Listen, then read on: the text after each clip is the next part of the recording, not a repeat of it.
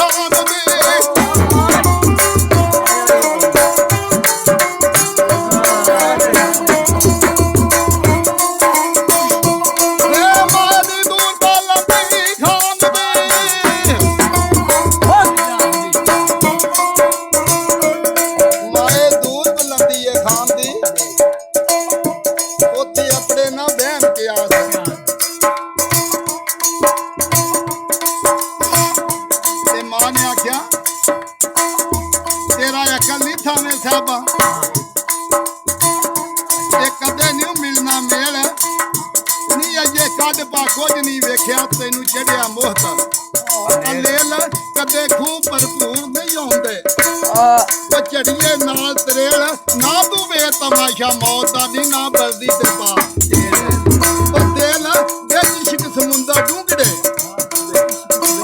ਉਹ ਬੇੜਾ ਮੂਲ ਨਾ ਠੇਲ ਉਹ ਕਿਉਂ ਕੰਡੇ ਚੁੰਨੀ ਏ ਕੰਬਲ ਜਿੰਨੀ ਛੱਡ ਕੇ ਫੁੱਲ ਰਵੇਲ ਜਾਂਦੀ ਏ ਮੋਹਰਾਂ ਲੱਗਦੀਆਂ ਨੇ ਮੱਤਾਂ ਤੇਰੀਆਂ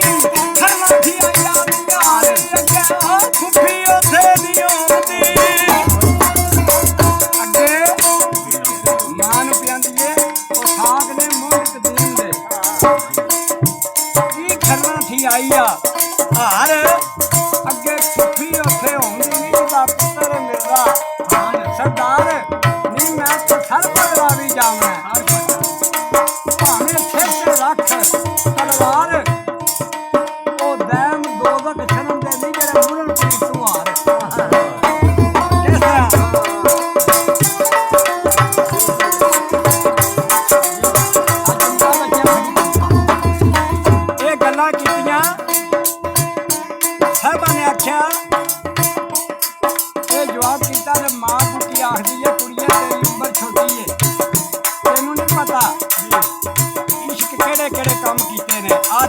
ਦੱਸਣੀ ਆ। ਇਹ ਇਸ਼ਕ ਪੁਰਾਣਾ ਕੱਤਦੀ ਆ, ਇਹ ਇਸ਼ਕ ਪੁਰਾਣਾ ਕੱਤਦੀ ਆ।